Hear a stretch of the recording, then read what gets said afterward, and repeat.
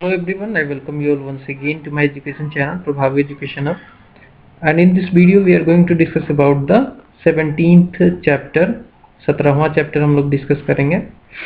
Indian modern history का ये complete course चल रहा है, ठीक है. एंड इसका रेफरेंस मैंने बिपिन चंद्रा के बुक से लिया हुआ है. Bipin Chandra, India's struggle for independence, बहुत इंपॉर्टेंट रिसोर्स है अगर बात करें यूपीएससी की. तो एंड किसी भी स्टेट के सिविल सर्विसेज की तैयारी अगर आप करते हो तो डेफिनेटली ये एक बहुत ही इम्पोर्टेंट रिसोर्स हो जाता है जिसको पढ़ना बहुत ही कंपलसरी है.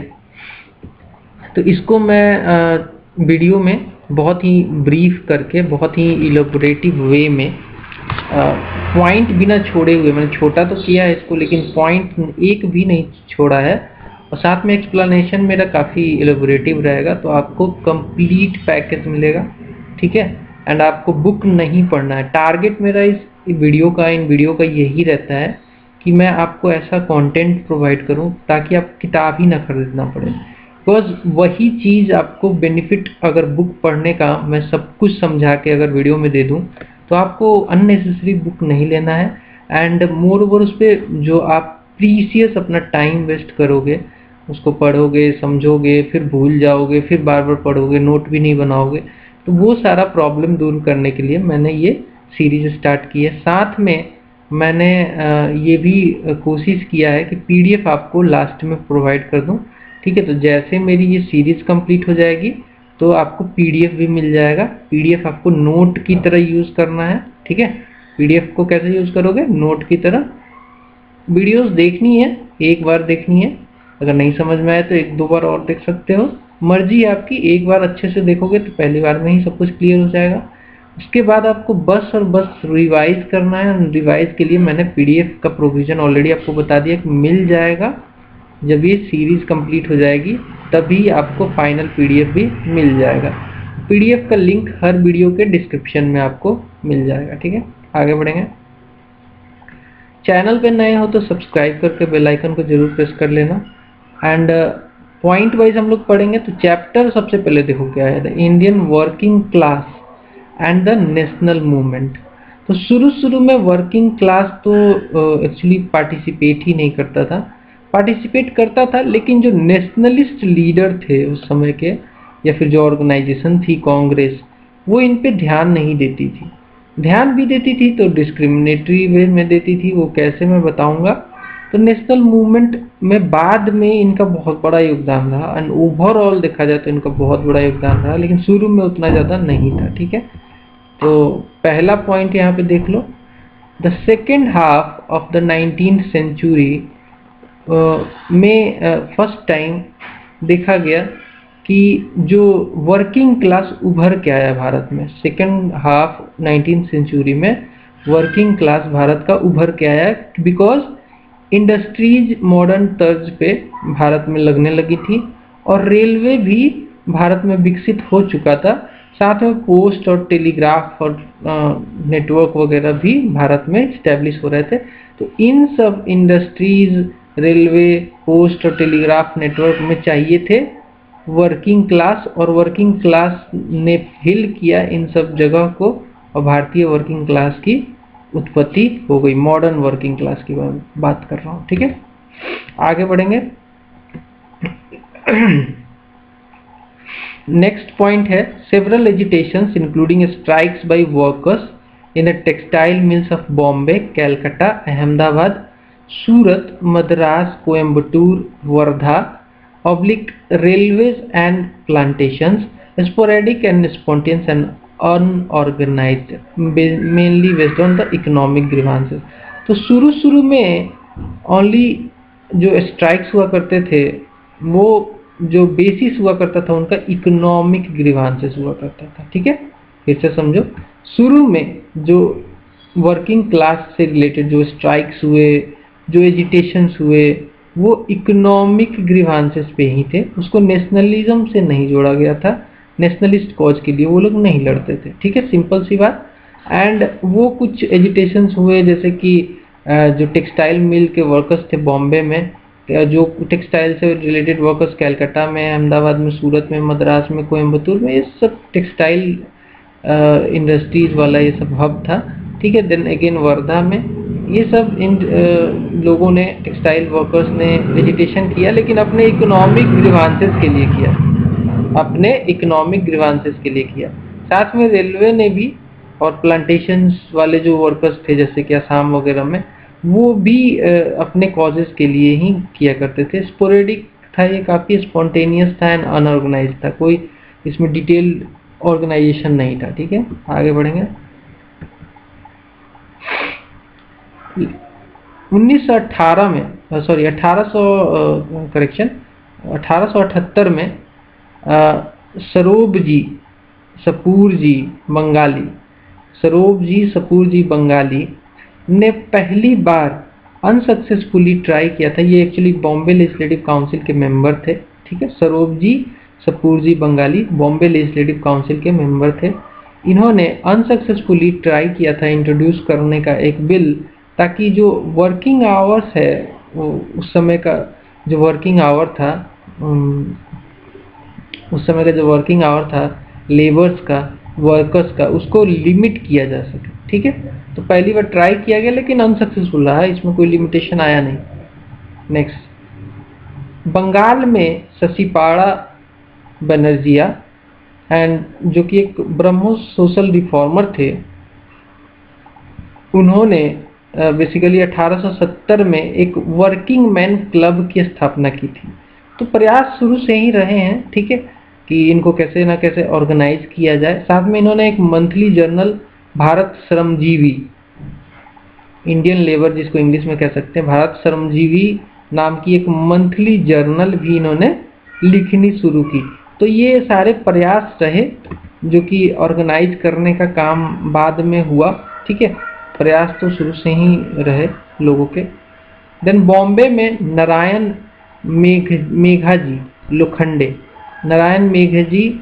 लोखंडे ने एंग्लो मराठी वीकली, एक दीन बंधु नाम की एंग्लो मराठी वीकली शुरू की थी। दीन बंधु याद रखना, ये लेबर से रिलेटेड है, ये वर्किंग क्लास से रिलेटेड था। साथ में 1980 में बॉम्बे मिल हैंड्स एसोसिएशन की एस्टेब्लिशमेंट भी हुई एंड 1890 में did not belong to main stream national movement, ठीक है। सॉरी, ये जो दीन बंधु थी, ये 1880 में इसका एस्टेब्लिशमेंट किया गया था, इस वीकली मराठी वीकली जो ये पत्रिका थी इसका। और जो बॉम्बे मिल हैंड्स एसोसिएशन था, उसको 1890 में एस्टेब्लिश किया गया था। बट ये कभी उस समय तक ये बस इकोनॉमिक कॉजेज, लोकल इश्यूज के लिए बात करते थे, और ओवरऑल इनका नेशनल मूवमेंट में, मेन स्ट्रीम मूवमेंट में इनका कोई योगदान नहीं था, ठीक है। आगे बढ़ेंगे। अर्ली जो नेशनलिस्ट थे, उनका लिटिल अटेंशन रहता था इस वर्किंग क्लास पे, एंड अगर थोड़ा बहुत अटेंशन होता भी था तो डिफरेंशियल एटीट्यूड के साथ, जैसे कि वो डिफरेंशिएट करते थे वैसे वर्कर्स जो कि यूरोपियन इंटरप्राइजेज में काम कर रहे हों, और वैसे वर्कर्स जो कि इंडियन इंटरप्राइजेज में एम्प्लॉयड हो। अब क्यों, आप बात समझ लो। अब एक्चुअली होता क्या था कि नेशनलिस्ट जो थे वो सपोर्ट करते थे उस समय उसी वर्किंग क्लास को जो यूरोपियन इंटरप्राइजेज में काम कर रहा है। वो ये रीजन देते थे कि यहाँ पे देखो एम्प्लॉयर भारतीय नहीं है, तो वर्कर्स का एजिटेशन को हम लोग बढ़ा सकते हैं, उसको वेटेज दे सकते हैं, बिकॉज जो एम्प्लॉयर है वो अंग्रेज है, यूरोपियन कंपनी है, तो उसके अगेंस्ट में वर्कर्स को सपोर्ट करना बुरी बात नहीं है। लेकिन जहाँ पे एम्प्लॉयर खुद इंडियन कंपनी थी, वहाँ पे उन्होंने वर्कर्स को सपोर्ट नहीं किया, तो डिफरेंशियल एटीट्यूड दिखाया, जिसकी वजह से ओवरऑल ये क्लास जो था वो मेन स्ट्रीम में जुड़ा नहीं, ठीक है। आगे बढ़ेंगे।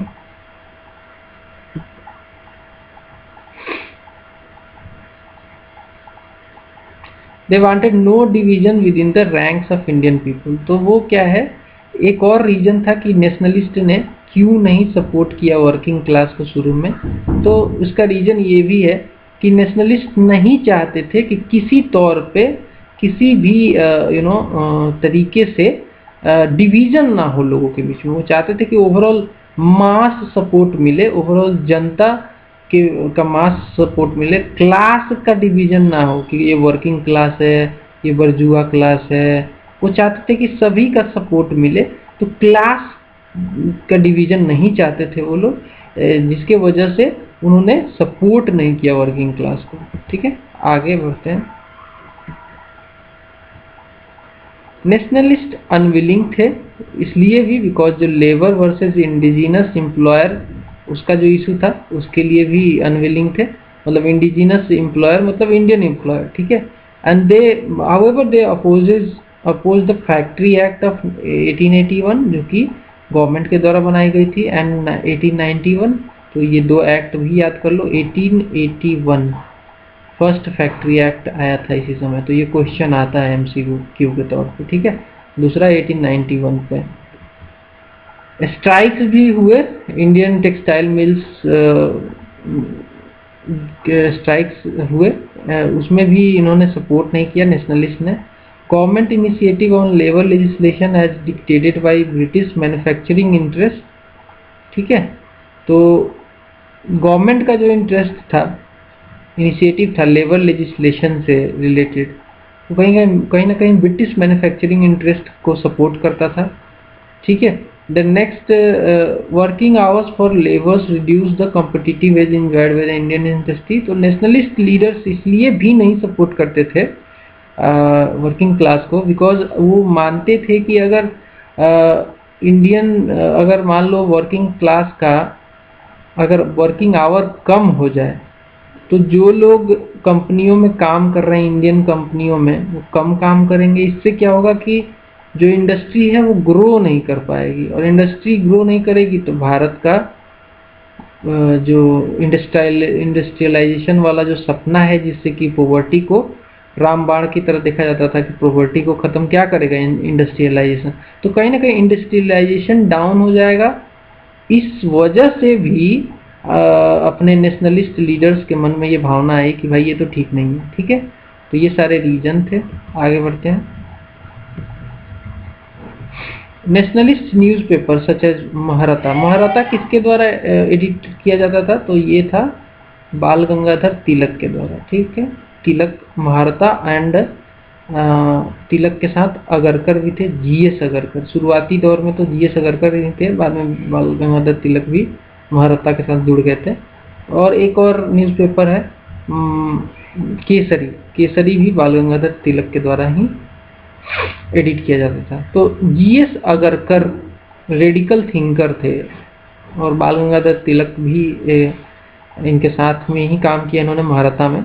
एनीवे, तो जीएस अगरकर ने कहीं ना कहीं सपोर्ट किया वर्कर्स के कॉज को नेशनलिस्ट न्यूज़पेपर में। यही एक ऐसा न्यूज़पेपर था, कई सारे न्यूज़पेपर ने भी सपोर्ट किया और दूसरों ने भी, लेकिन ये न्यूज़पेपर का नाम बहुत आगे आता है, महारथा, और इसके रेडिकल थिंकर जीएस अगरकर का, जिन्होंने वर्कर्स के कॉज को सपोर्ट किया। आगे बढ़ेंगे। Indian labour employed in British company owned enterprises, nationalists had no hesitation in giving full support to the workers। तो ऑलरेडी मैंने बताया कि जहाँ पे एम्प्लॉयर मतलब जो कंपनी है वो ब्रिटिश है, ठीक है, यूरोपियन कंपनी है, वहाँ पे अगर वर्किंग क्लास काम कर रहा है तो उसके हेजिटेशन में नेशनलिस्ट को कोई हेजिटेशन नहीं था उनको सपोर्ट करने में। ठीक है, लेकिन जो जहाँ पे इंडियन एम्प्लॉयर हो तो वहाँ पे दिक्कत हो जाती थी उनको। आगे बढ़ते हैं। Indian national Congress and the nationalist newspapers campaign किया इन्होंने। इंडियन नेशनल कांग्रेस ने, नेशनलिस्ट न्यूज़पेपर ने बाद में कैंपेन किया। सच एग्जाम्पल के तौर पे बताया तो जो टी प्लांटेशन वर्कर्स थे असम में, जिनको एक्चुअली एक राइट दिया गया था, असम के जो टी प्लांटेशन वाली जो कंपनियां थी उनके एम्प्लॉयर को ये राइट दिया गया था कि अगर ये वर्कर्स अगर भागते हैं तो उनको अरेस्ट किया जा सकता है, उनको पनिश किया जा सकता है, और उनको अगर काम नहीं करते हैं तो और भागते हैं तो उनको भागने भी नहीं दिया जा सकता। तो ये कहीं ना कहीं बहुत ही गंदा रूल था, जिसके अगेंस्ट में न्यूज़पेपर ने और इंडियन नेशनल कांग्रेस ने कैंपेन किया। साथ में सिग्नलर्स स्ट्राइक हुआ जो कि मई 1899 में हुआ था, जिसमें ग्रेट इंडियन पेनिनसुलर जो जोन है रेलवे का उस समय हुआ करता था, उसने बेसिकली डिमांड किए वेज आवर्स से रिलेटेड, कंडीशंस ऑफ सर्विस से रिलेटेड, और स्ट्राइक किया था। ऑल न्यूज़पेपर्स ने इसको सपोर्ट किया। Public meeting and fund collection भी रेज किया गया। देन बॉम्बे एंड बंगाल में फिरोज शाह मेहता ने और डी वाचा ने और सुरेंद्र नाथ टैगोर ने, बीसी पाल ने, सुब्रमण्य अय्यर ने कहीं ना कहीं बात की सरकार से और इन वर्कर्स से, और लेजिस्लेशन के लिए बोला सरकार को कि इन वर्कर्स के लिए लेजिस्लेशन लाना चाहिए वरना हम लोग एजिटेशन करेंगे, ठीक है, वीकर सेक्शन के लिए। और कहीं ना कहीं पावरफुल कैपिटलिस्ट जो है इनके अगेंस्ट में एक लेजिस्लेशन लाना चाहिए। 1903 में जी सुब्रमण्य अय्यर ने कहीं ना कहीं ऑर्गेनाइज किया, बोला वर्कर्स को कि workers should combine and organise in the unions. तो फर्स्ट टाइम यूनियन के लिए सजेशन जो आया वो सुब्रमण्य अय्यर, जी सुब्रमण्य अय्यर ने दिया था कि 1903 में कि भाई यूनियन बननी चाहिए, workers should combine and organise into the unions, ठीक है। आगे बढ़ेंगे। Swadeshi leaders originating organising stable trade unions, ठीक है, strike, legal aid and fund collection drives. तो जो स्वदेशी लीडर्स थे ना, उन्होंने वर्किंग क्लास को इंक्लूड किया अपने मूवमेंट में, और उन्होंने कहीं ना कहीं जो ट्रेड यूनियंस की ऑर्गेनाइजेशंस थी उसको स्टेबल बनाने में हेल्प किया। और उन्होंने कहीं ना कहीं जो फंड कलेक्शन था ताकि जो कॉज है वर्किंग क्लास का उसमें भी सपोर्ट किया। इसमें 4 नाम इम्पोर्टेंट हो जाते हैं, जैसे कि लेबर स्ट्रगल को जिन्होंने सबसे ज़्यादा सपोर्ट किया उनमें से पहला है अश्विनी कुमार, ये कुमार है, ठीक है, अश्विनी कुमार बनर्जिया, प्रभात कुमार रॉय चौधरी, देन प्रिमतोष बोस, अपूर्व कुमार घोष। ये 4 नाम बहुत इंपॉर्टेंट है, अश्विनी कुमार बनर्जिया, प्रभात कुमार रॉय चौधरी, देन प्रिमतोष बोस एंड अपूर्व कुमार घोष, जिन्होंने लेबर के स्ट्रगल के लिए स्वदेशी लीडर थे। ये लोग काफ़ी बड़ा योगदान दिया था, ग्रेटेस्ट सक्सेस भी इनकी वजह से मिला इस मूवमेंट को। Workers in the government, press, railway and jute industry, इन्होंने काफ़ी सपोर्ट किया स्वदेशी मूवमेंट में, ठीक है। तो ये सारी बातें हुई स्वदेशी मूवमेंट में, वर्किंग क्लास का पार्टिसिपेशन खूब रहा। आगे बढ़ेंगे। हाँ, फ्रीक्वेंट प्रोसेशन हुए in support of the strikes. Calcutta में specifically large number including women and even police constables made their contribution of the money, rice, potato and green vegetables. जो वर्किंग क्लास जो स्ट्राइक किया हुआ था और जो स्ट्राइक चल रहा था उसके लिए जो मास था, उसके लिए उस समय कलकत्ता का जो आम जनता थे, मास थे, उन्होंने उनके स्ट्राइक के लिए जुलूस निकाला सड़कों पे कलकत्ता के। और साथ में एक बहुत बड़ा एग्जाम्पल निकल के आया वुमेन्स का और पुलिस कांस्टेबल का, जिन्होंने मनी रेज किया इनके स्ट्राइक चलती रहे इसके लिए, और फूड वगैरह के लिए इनके राइस, पोटैटो, ग्रीन वेजिटेबल्स वगैरह भी कलेक्ट किए, ठीक है। आगे बढ़ेंगे। Labor movement during Swadeshi days, there was a shift purely from economic question to the involvement of political issue। तो देखिए पहले क्या होता था कि जो ये मूवमेंट था वर्किंग क्लास का वो बस और बस इकोनॉमिक कॉज पे बेसिस हुआ करता था। लेकिन जब स्वदेशी मूवमेंट आया तो स्वदेशी मूवमेंट के में जब वर्किंग जो क्लास का इन्वॉल्वमेंट आया तो उस समय उनके अंदर बस ये अपने कॉज की, इकोनॉमिक कॉज की भावना नहीं थी। उनका जो इंक्लाइनेशन था वो ओवरऑल देश की पॉलिटिकल इश्यूज से जुड़ गया और कहीं ना कहीं नेशनल मूवमेंट में उनका योगदान दिखने लग गया, ठीक है। आगे बढ़ेंगे। वर्कर्स ने स्ट्राइक ऑर्गेनाइज किया when the management objected to their singing Vande Mataram और tying rakhis on each other hand. तो जब स्वदेशी मूवमेंट चल रहा था तो जो वर्कर्स थे उस समय के, जो वर्किंग क्लास था उस समय का, वो अपने काम करने के दौरान भी गाने गाते थे वो लोग वंदे मातरम, ठीक है। वंदे मातरम का सॉन्ग काफ़ी फेमस हुआ था स्वदेशी मूवमेंट में। लोग इसको गाते थे, सड़कों पे जुलूस जब निकलता था तो लोग गाते हुए चलते थे वंदे मातरम वंदे मातरम। एंड लोगों ने यूनिटी के तौर पे एक दूसरे को राखी बांधना शुरू किया था। तो ये काम वर्किंग क्लास भी कर रहा था, जिससे कि जो मैनेजमेंट था उसको बुरा लग रहा था कि भाई आप किसी ऑर्गेनाइजेशन में काम कर रहे हो और वंदे मातरम गाना गा रहे हो, राखी बांध रहे हो। लेकिन उस समय देश की भावना जग गई थी वर्किंग क्लास में, जिससे कि अगर जब मैनेजमेंट ने ऑब्जेक्ट किया तो वर्किंग क्लास ने स्ट्राइक भी किया इसको लेकर कि आप कैसे ऑब्जेक्ट कर सकते हो, नेशनलिज्म की भावना को कैसे रोक सकते हो। ठीक है, आगे बढ़ेंगे।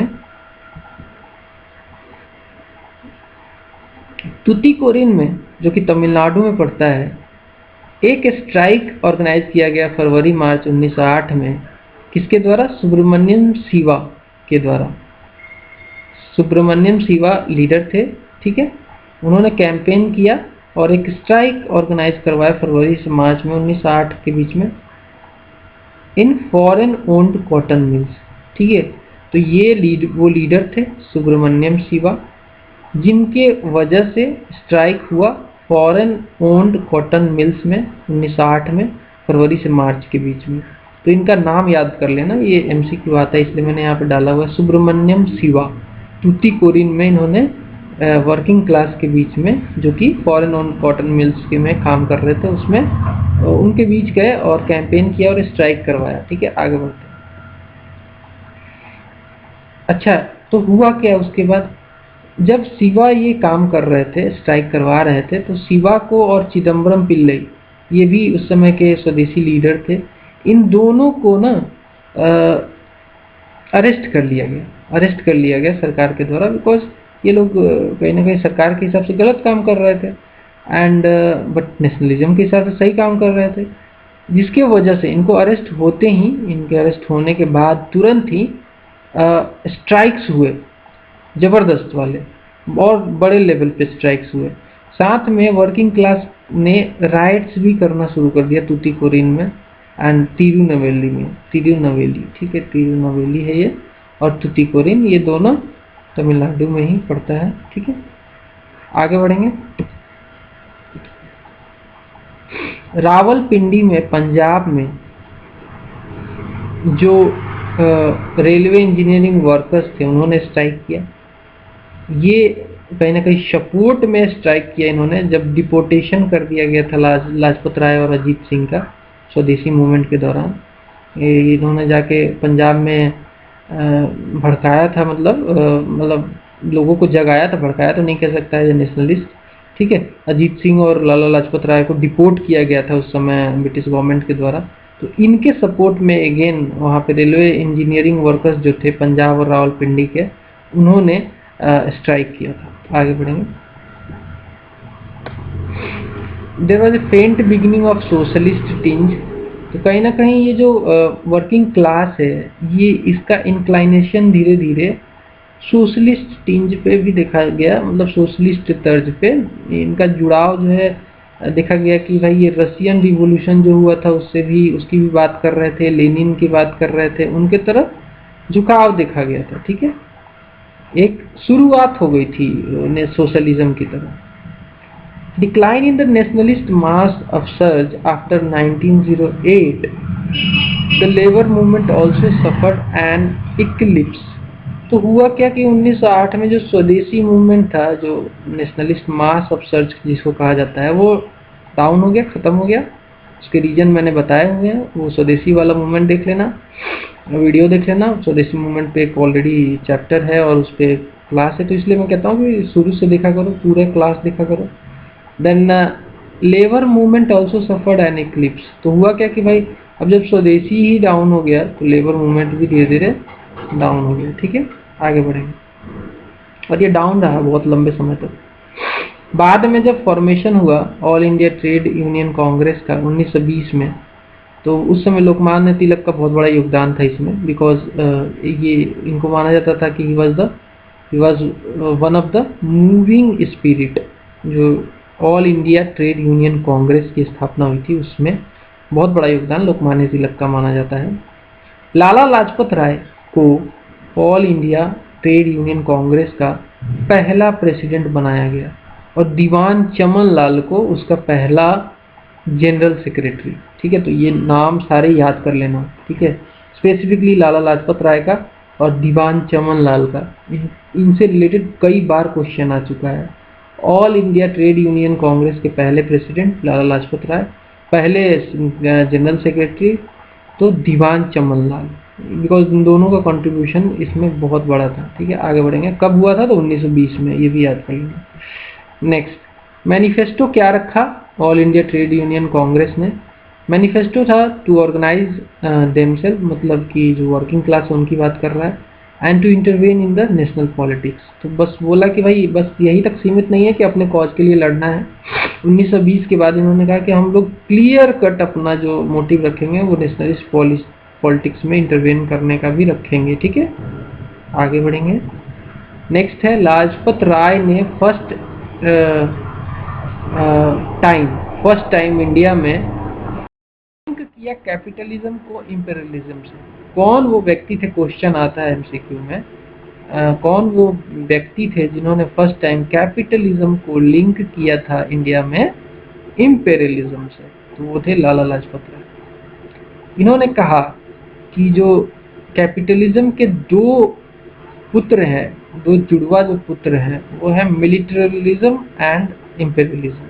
सो इन्होंने कहा militarism and imperialism are the twin children of capitalism. ठीक है, तो ये बात किसको समझ में आई सबसे पहले? लाजपत राय को, या फिर ओपनली किसने कहा, ये भी हो सकता है। ठीक है, second session of all India Trade union conference जो कांग्रेस था उसको लीड किया था दीवान चमन लाल ने, और उन्होंने रिजोल्यूशन पास करवाया इन फेवर ऑफ स्वराज। ठीक है, फॉर द वर्कर्स। उन्होंने कहा कि स्वराज वर्कर्स के लिए होता है, स्वराज कभी भी जो कैपिटलिस्ट है उनके लिए नहीं है, स्वराज होना चाहिए वर्कर्स के लिए। ठीक है, तो ये किसने करवाया था? दीवान चमन लाल ने। रिजोल्यूशन जब सेकेंड सेशन हुआ था all India Trade Union Congress का, उसमें रिजोल्यूशन पास किया गया था स्वराज का दीवान चमन लाल के द्वारा। आगे बढ़ेंगे। Closely associated with All India Trade Union Congress, C R Das भी इसके ऑल इंडिया ट्रेड AITUC, अब मैं बोल देता हूँ, ये बहुत लंबा इसका वो है, all India Trade Union Congress भी कह सकते हो या फिर AITUC के साथ क्लोजली एसोसिएटेड कुछ और लोग हैं, जैसे कि CR दास जिन्होंने इसको थर्ड एंड फोर्थ सेशन में प्रिसाइड किया था। CF एंड्रयू का भी नाम जुड़ता है इसके साथ। JM सेनगुप्ता, अगेन इनका भी नाम जुड़ता है। सुभाष चंद्र बोस, जवाहरलाल नेहरू, सत्यमूर्ति, इन सब का नाम AITUC के साथ जुड़ता है। इंडियन नेशनल कांग्रेस ने गया सेशन में, याद रखना ये सेशन, गया सेशन, जिसको प्रिसाइड किया था एक्चुअली यहाँ पे आगे मिलेगा आपको किसने किया था। ठीक है, गया सेशन 1922 में जो हुआ था, उसमें all India Trade Union Congress को कहीं ना कहीं सपोर्ट किया इन्होंने। ऑल इंडिया इन्होंने कहीं ना कहीं इसको कहा, इस जो ये यूनियन बनी थी इसको सपोर्ट किया, इसको वेलकम किया, एंड एक कमिटी बनाई जिसके मेंबर थे कुछ कांग्रेसमैन, जो कमिटी का काम था इसको असिस्ट करना AITUC को। ठीक है, तो कांग्रेस ने भी अपनी हरी झंडी दिखा दी। आगे बढ़ेंगे। हाँ, गया सेशन को किसने प्रिसाइड किया था? गया सेशन को प्रिसाइड किया था CR दास ने। ठीक है, चित्तरंजन दास इनका नाम था, CR दास शॉर्ट में कहते हैं। Presidential address to the Gaya Congress, Congress must take labour and peasantry in hand. तो जो गया सेशन हुआ था कांग्रेस का, उसमें CR दास प्रेसिडेंट थे, और CR दास ने बोला कि कांग्रेस को लेबर एंड पीजेंट्री को अपने हाथ में रखना होगा, मास मूवमेंट के लिए, नेशनल मूवमेंट के लिए। ठीक है, ये जरूरी है। तो ये बात समझ में आ गई थी कांग्रेस को। In 1920, there were 125 unions with a total membership of 2,50,000। तो कितना इंक्रीज हुआ? कितना ग्रोथ हुआ आप देख सकते हो। All India Trade Union Congress के बनने के बाद कितनी और यूनियंस आई बनी और मेंबरशिप कितना बल्ज हुआ आप देख सकते हो। इन अप्रैल 1919 repression in Punjab and Gandhi arrest जब हुआ, रिप्रेशन पंजाब का कैसे हुआ मैंने आपको पिछली वीडियोस में बताया हुआ है।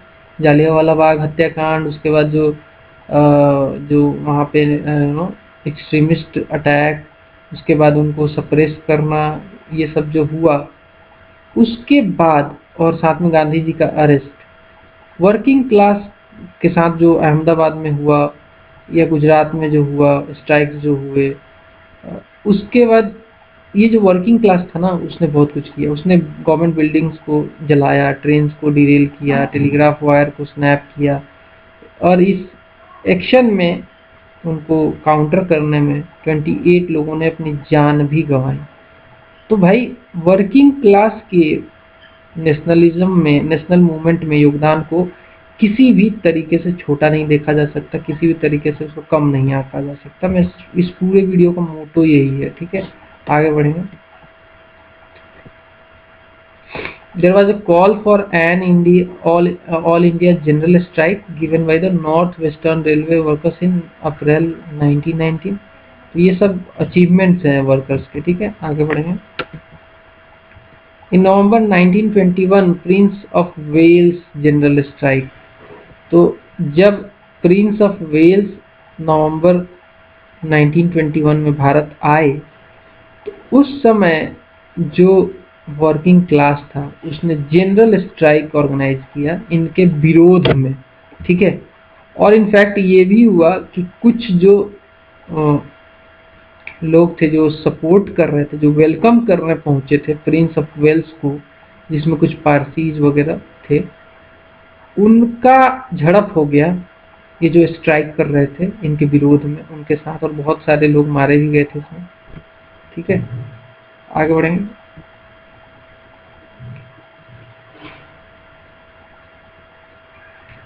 अच्छा, वर्किंग क्लास की बात कर रहे हैं, ट्रेड यूनियंस की बात कर रहे हैं, तो एक बहुत ही बड़ा एसोसिएशन बनाया गया था जिसको टेक्सटाइल लेबर एसोसिएशन कहते हैं, जिसको अहमदाबाद में बनाया गया था, और जिनको बनाया था गांधी जी ने।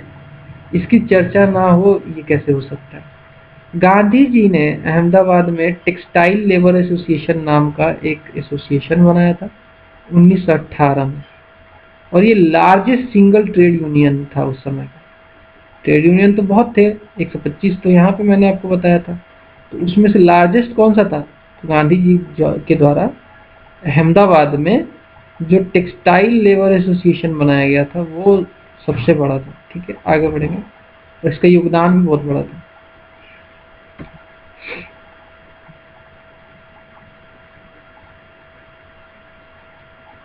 देखिए, अब एक और इम्पोर्टेंट इंसिडेंट हुआ जब आचार्य जेबी कृपलानी ये गांधी जी के मतलब अंधे भक्त थे, स्टॉन्चेस्ट फॉलोअर थे, अंधभक्त थे, ठीक है। तो इन्होंने कहा, इनके लैंग्वेज में अगर समझे इम्पोर्टेंस ऑफ वर्किंग क्लास की, तो इन्होंने कहा कि जो वर्किंग क्लास है या फिर मिल ऑनर है, सॉरी, जो मिल ऑनर और वर्किंग क्लास का जो डिवीजन है उसको वैसे नहीं, उसको ट्रस्टी कहा जाना चाहिए। ट्रस्टी ही कहलाएगा, मिल ऑनर नहीं कहलाएगा, ट्रस्टी कहलाएगा। मिल ऑनर तो एक नाम का ऑनर है, कहता इन्होंने कहा जेबी कृपलानी ने कि मान लीजिए एक मिल है, तो मिल ऑनर तो उसका नाम का ऑनर है, बस उसके नाम पे ऑनरशिप है, लेकिन एक्चुअल ऑनर्स उसमें काम करने वाले लोग होते हैं। और मिल ऑनर नहीं, एक ट्रस्टी है। तो ट्रस्टी को अपने रियल ऑनर के प्रति हमेशा झुक के रहना चाहिए और उनके हिसाब से काम करना चाहिए। ये आचार्य जेबी कृपलानी ने हाईलाइट किया, ठीक है। बात समझ में आई होगी। आगे बढ़ते हैं। आफ्टर 1922 देयर वाज ए लल इन द वर्किंग मूवमेंट। 1922 के बाद ऐसा देखा गया ट्रेंड कि जो वर्किंग मूवमेंट का जो पार्टिसिपेशन था नेशनलिज्म में वो धीरे धीरे कम हो गया। And reversion to the purely economic struggle again शुरू हो गया। इनका जो स्ट्रगल था वो फिर से नेशनलिज्म से हटके अपने इकोनॉमिक स्ट्रगल पे ये लोग आ गए। ठीक है, 1922 के बाद एक कमी देखी गई, एक लल देखा गया। ठीक है,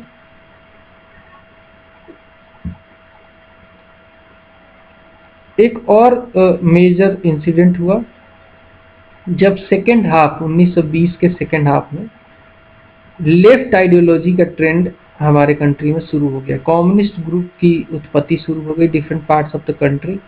1927 में इससे डांगे, मुजफ्फर अहमद, पीसी जोशी, सोहन सिंह जोश, ये सब लेफ्ट आइडियोलॉजी के लोग थे।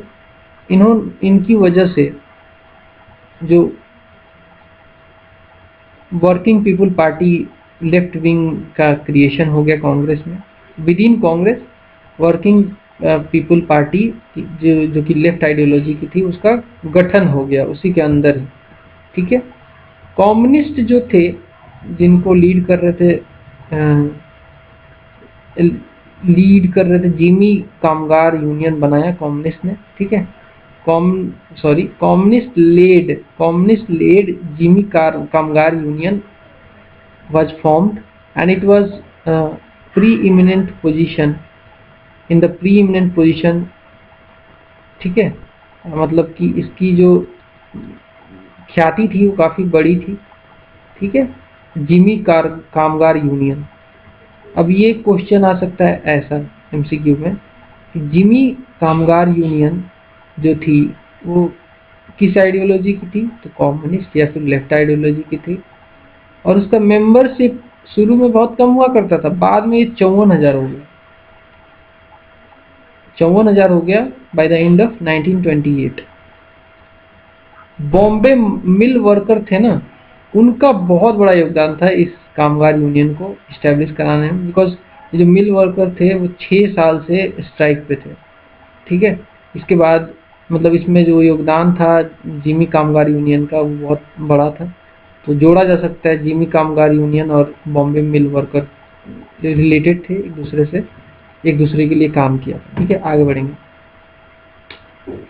Influence, railway, jute mills, municipalities, paper mills etcetera. तो जो इसका कम्युनिस्ट का इन्फ्लुएंस था नॉट ओनली मिल वर्कर तक ही था, ये रेलवे में भी पहुंच गया, जूट मिल में भी पहुंच गया, म्यूनिसिपालिटी, पेपर मिल्स वगैरह सब में पहुंच गया इनका इन्फ्लुएंस।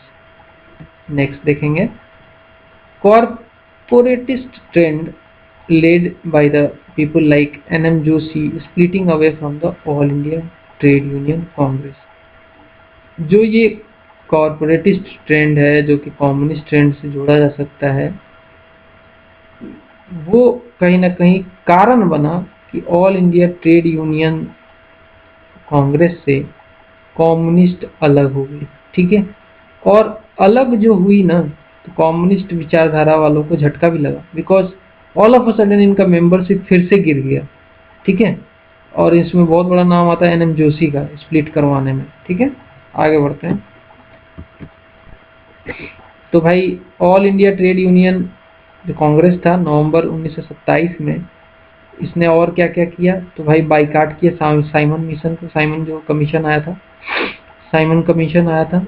ठीक है, जो कि सुधारों पे विचार करने के लिए आया था।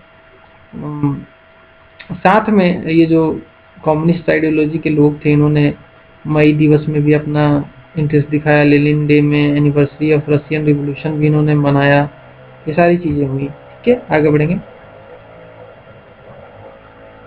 They also launched a two-pronged attack on labor movement। Government की बात कर रहा हूँ, इस पटपटी को जाने दो। हाँ, तो यहाँ पे सरकार ने, गवर्नमेंट ने लॉन्च किया। गवर्नमेंट ने देखा कि भाई ये तो कम्युनिस्ट बढ़ते ही जा रहे हैं आगे, ऐसे तो दिक्कत हो जाएगी, तो गवर्नमेंट को कुछ तो एक्शन लेना था। गवर्नमेंट ने लॉन्च किया a two pronged attack on labour movement.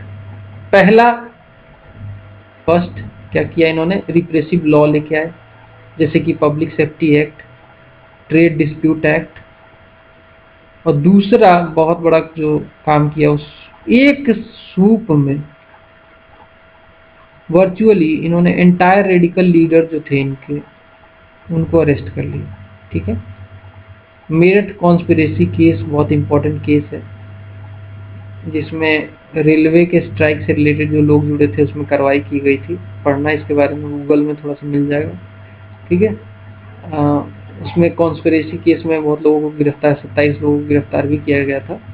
तो ये भी सरकार का एक कॉन्स्पिरेसी केस बहुत फेमस हुआ था। देन कंसेशंस भी दिए सरकार ने साम दाम दंड भेद सब कुछ लगाया, कंसेशन दिए। For example the appointment of royal commission on the labour in 1929, ये भी सरकार ने कहीं ना कहीं रिझाने के लिए, कम्युनिस्ट आइडियोलॉजी को खत्म करने के लिए सारे लॉलीपॉप दिए भारतीय जनता को। आगे बढ़ेंगे। देन मूवमेंट सफर्ड, इस वजह से, गवर्नमेंट के एक्शन की वजह से और खुद के स्टांस में भी, जो कम्युनिस्ट लीड विंग ने खुद का स्टांस लिया था उसके वजह से भी मूवमेंट को बहुत बड़ा झटका लगा, सेटबैक मिला। गवर्नमेंट ऑफेंसिव, जो ये यहाँ पे मैंने ये सारी बातें बताई थी उसमें, और shift in stance of communist lead wing. खुद के कम्युनिस्ट बेसिकली क्या किया कम्युनिस्टों ने, ये समझ लो, कम्युनिस्ट ने अपनी रिवर्स कर दिया अपनी पॉलिसी को ही। शुरू में तो उन्होंने कहा कि हम लोग साथ में मिलकर काम करेंगे all India Trade Union Congress के साथ में। बाद में इन्होंने कहा कि नहीं, हमारा तो सब कुछ अलग है, हम तो कम्युनिस्ट हैं, तो हम तो भाई नेशनल मूवमेंट के साथ नहीं जुड़ेंगे, हम लोग बस अपनी ही बात करेंगे, कम्युनिस्ट हैं हम लोग। नेशनल मूवमेंट से ये लोग हट गए, खुद को आइसोलेट कर लिया। ठीक है, एंड बाद में 1931 में जब स्प्लिट हुआ तो इनको बाहर भी फेंक दिया गया। तो ये सारे झटके भी लगे इनको। ठीक है, आगे बढ़ते हैं। बट फिर भी वर्कर्स जो थे उन्होंने पार्टिसिपेट किया, सिविल डिसोबीडियंस मूवमेंट जो हुआ था उन सब में पार्टिसिपेट भी किया वर्कर्स ने। टेक्सटाइल एग्जांपल के तौर पे टेक्सटाइल वर्कर्स जो थे सोलापुर के, उन्होंने पार्टिसिपेट किया। जो डॉक लेबर्स थे कराची के, उन्होंने भी पार्टिसिपेट किया। ट्रांसपोर्ट एंड मिल ऑनर जो थे कलकत्ता के, उन्होंने भी साथ में मिल वर्कर्स जो थे मद्रास के, उन्होंने भी पार्टिसिपेट किया सिविल डिसोबीडियंस मूवमेंट, जिसको लीड कर रहे थे गांधी जी उसमें। ठीक है, नेक्स्ट। बाद में बॉम्बे में कांग्रेस ने स्लोगन दिया डूइंग द सिविल डिसोबीडियंस कि वर्कर और जो पीजेंट हैं वो कहीं ना कहीं हाथ और पैर हैं कांग्रेस के।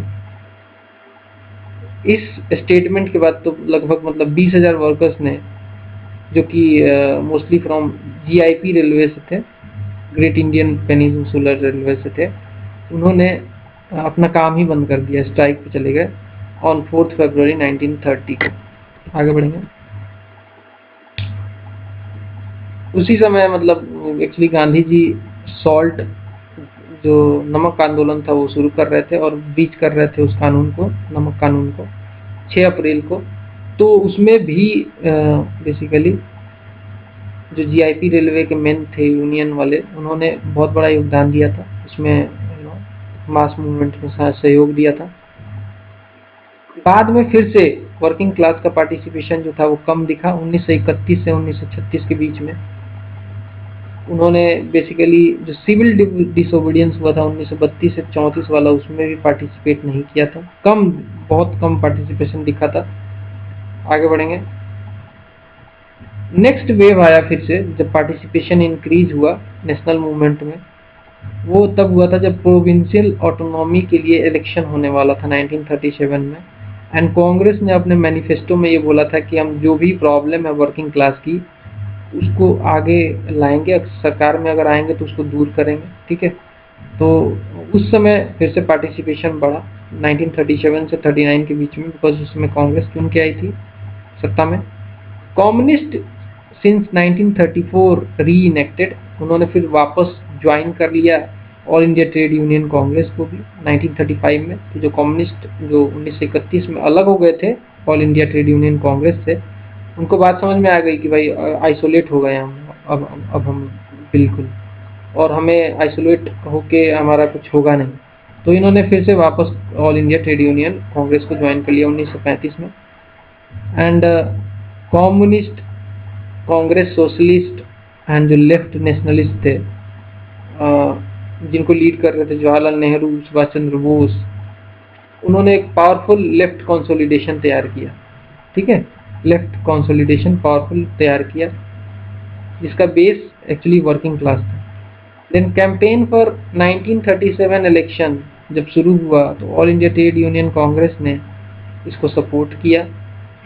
कांग्रेस ने भी अपने मैनिफेस्टो में कहा कि हम लेबर डिस्प्यूट को सॉल्व करेंगे, rights to form union and go in strike को हम लोग रिकॉग्नाइज करेंगे। 1937 से 1939 के बीच में इस वजह से हुआ कि जब सरकार एक्चुअली कांग्रेस की बन गई थी तब ट्रेड यूनियंस इंक्रीज हो गए फ्रॉम 231 टू 362, ठीक है। तो ये सारा अचीवमेंट था, डेटा है, आपको याद रखना है। आगे बढ़ेंगे। देन वर्ल्ड वार 2 हुआ, 3 सितंबर 1939 को शुरू हुआ। वर्किंग क्लास ऑफ बॉम्बे ने first time in the world hold किया एंटी वार स्ट्राइक, ठीक है, 2 अक्टूबर 1939 को। तो देखो वर्ल्ड वार 2 शुरू होते ही ना हमारे वर्किंग क्लास दुनिया में नंबर 1 बने, दुनिया में अमंग द नंबर 1 थे जिन्होंने स्ट्राइक शुरू किया इस वार के अगेंस्ट में। इन्होंने कहा कि ये ठीक नहीं है, इकोनॉमिकल कॉज, इकोनॉमिकली डिजास्टर्स है, बहुत सारे रीजन दिए इन्होंने, ठीक है। बाद में जब नाजी ने अटैक कर दिया सोवियत यूनियन के ऊपर 1941 में, तो भाई अब कम्युनिस्ट को कैसे रहा जाएगा, नाजी ने तो सोवियत यूनियन को अटैक कर दिया था 1941 में। तो कम्युनिस्ट ने कहा कि देखिए भाई कैरेक्टर चेंज हो गया है इस वार का और वर्ल्ड वार 2 का। इन्होंने बोला कि now it is not imperialistic war, it is now a people's war, ठीक है। तो जो सोच थी, जो अपोज कर रहे थे, उन्होंने अब सपोर्ट करना शुरू कर दिया। इसी के बाद सपोर्ट मिला एलाइड पावर्स को to defeat the fascism. Communist party ने अपने आप को क्विट इंडिया मूवमेंट से भी अलग कर लिया। तो क्वेश्चन आता है, यहाँ पे सुन लो, क्वेश्चन आता है कि कम्युनिस्ट पार्टी ने किस मूवमेंट से अपने आप को अलग कर लिया था और किसको अपना सपोर्ट दिया था। तो ये सब बातें याद रखना। कम्युनिस्ट पार्टी ने, मैं फिर से बताता हूँ, सपोर्ट किया था एलाइड पावर्स को, बिकॉज एलाइड पावर लड़ रही थी नाजी पार्टी के, नाजी अटैक के खिलाफ। नाजी जो सेंट्रल पावर था और उनके साथ जो कंट्रियां थी उनके खिलाफ लड़ रहे थे एलाइड पावर, और इसमें सपोर्ट किया कम्युनिस्ट पार्टी ने, बिकॉज कम्युनिस्ट पार्टी को झटका लगा था जब सोवियत यूनियन पे इन्होंने अटैक किया था। तो सोवियत पे अटैक करना मतलब कम्युनिस्ट आइडियोलॉजी पे अटैक करना। तो इन्होंने खुद को, अपने आप को क्विट इंडिया मूवमेंट से भी हटा लिया, ठीक है, क्विट इंडिया मूवमेंट से हटा लिया, बिकॉज ब्रिटेन उस समय लड़ रही थी एलाइड पावर की तरफ, और इन्होंने कहा कि हम ब्रिटेन के खिलाफ अब नहीं लड़ने वाले, नेशनल मूवमेंट में भी नहीं लड़ेंगे। तो कम्युनिस्ट पार्टी ने अपने आप को अलग कर लिया क्विट इंडिया मूवमेंट से। नेक्स्ट है, तो quit India movement however did not leave the working class untouched. Strikes and hartals all over the country were done by the working class. तो देखो कम्युनिस्ट अलग हुए थे, लेकिन वर्किंग क्लास जो था ना, ओवरऑल वर्किंग क्लास नहीं अलग हुआ था क्विट इंडिया मूवमेंट से। उन्होंने काफी सपोर्ट किया था इसको। नेक्स्ट है, Tata steel plant was close for 13 days, example है इसका। Ahmedabad the textile strike lasted for about 3.5 months। ये सब क्विट इंडिया मूवमेंट के दौरान हुआ था। ट्रिमेंडस रिसर्जेंस फिर से एक बार देखा गया। अगर बात करें वर्किंग क्लास की तो 1945 से 1947 के बीच में, इसको, इस पीरियड को कहा जाता है post world war political upsurge. इस समय जो इशू था, एक आईएनए का जो ट्रायल था, इंडियन नेशनल आर्मी, ठीक है, इंडियन नेशनल आर्मी, जिसमें बेसिकली इनका ट्रायल किया जा रहा था। बोला जा रहा था कि ये लोगों ने देशद्रोह किया है, ट्रीजन ड्रोव किया है, और इनके अधिकारियों को के खिलाफ कार्रवाई कर रही थी ब्रिटिश गवर्नमेंट, बिकॉज इन्होंने सपोर्ट किया था जापान को, और बहुत सारे इंसिडेंट हुए थे, ठीक है। तो इसको बेसिकली ये इशू चल रहा था, उसको सपोर्ट किया हमारे उस समय के वर्किंग क्लास ने। Bombay and Calcutta dock workers ने रिफ्यूज किया to load ships going to Indonesia to suppress the national liberation struggle of South East Asia. तो देखो जो बॉम्बे और कलकत्ता के डॉक वर्कर थे ना, अब वहाँ से शिप जा रही थी इंडोनेशिया के लिए। क्यों जा रही थी? रसद सामान और ट्रूप्स को लेकर जा रही थी, ताकि जो ब्रिटेन लड़ाई लड़ रहा था, जो नेशनल लिबरेशन लड़ाई चल रही थी, साउथ ईस्ट एशिया की जो कंट्री थी वो लिबरेट होना चाहती थी, ब्रिटिशर से लड़ रही थी वो, तो उनको दबाने के लिए ये सब सामान माल जा रहा था। इनको बेसिकली जो वर्किंग क्लास था उनको पता था ये सब, उनको तो खुद की कंट्री में वो झेल रहे थे, तो उन्होंने मना किया, वहाँ पे स्ट्राइक किया। ठीक है, आगे बढ़ते हैं। स्ट्राइक एंड हड़ताल by Bombay workers in solidarity with the mutiny of naval ratings in 1946। तो 1946 में ओवरऑल जो रॉयल नेवी थी वो विद्रोह पे आ गई। ठीक है, उसको दबाने के लिए फिर से ब्रिटिश मतलब वारशिप बुलाए गए और ब्रिटिश ट्रूप्स ने उनको दबाया फिर म्यूटिनी को। ठीक है, ये म्यूटिनी बहुत इंपॉर्टेंट थी। उसके साथ में खड़े हुए वर्किंग क्लास हमारे, एंड उसके चक्कर में 250 लोगों ने जान भी गंवाई। ठीक है, और पुलिस ने कार्रवाई की इनके ऊपर। कम्युनिस्ट ने बस सपोर्ट किया था इसको। ठीक है, मतलब कि उस समय की जो कांग्रेस थी या मुस्लिम लीग थी उसने सपोर्ट नहीं किया था इस नेवल रेटिंग का, जो म्यूटिनी हुआ था उसको कंडेम किया था उन्होंने, लेकिन कम्युनिस्ट ही ऐसी पार्टी थी जिसने सपोर्ट किया था इसको। आगे बढ़ते हैं।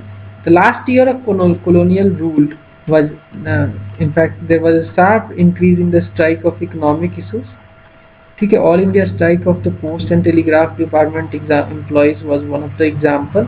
Now the struggle for what they hoped freedom would bring them as matter of right। ठीक है, तो देखो हुआ क्या, जब कॉलोनियल रूल अंतिम चरण में आया, लास्ट ईयर में आया, तो उस समय फिर से जो वर्किंग क्लास का स्ट्राइक था उसमें इकोनॉमिक इशू से रिलेटेड शार्प इंक्रीज हुआ। उस समय स्पेकुलेशन थोड़ा और भी बढ़ गया था, बिकॉज अब लगने लग गया था कि अब भारत अब आज़ाद हो जाएगा एंड आज़ादी मिलेगी तो हमें बहुत सारा राइट मिलेगा। वर्किंग क्लास को ऐसा लगने लग गया था, तो उसमें पार्टिसिपेशन भी उनका ऑब्वियस सी बात था कि बढ़नी ही थी। ओवरऑल वर्किंग क्लास का जो योगदान है लास्ट में कहूँगा कि ज़बरदस्त रहा। आपको मैंने सारे एग्जाम्पल सारी बातें मैंने बताई आपको बुक की तरह समझाया। ठीक है, और बुक में क्या इतना थोड़ी कोई आपको एग्जाम्पल्स देकर समझाएगा, मैंने आपको सारी बातें बताई। ठीक है, तो आपको ये वीडियो पसंद आया होगा, आई होप जरूर आया होगा। आया है तो लाइक मारना, शेयर करना अपने दोस्तों के साथ एंड सब्सक्राइब कर लो इस चैनल को। मिलते हैं अगले वीडियो में, तब तक के लिए नमस्कार।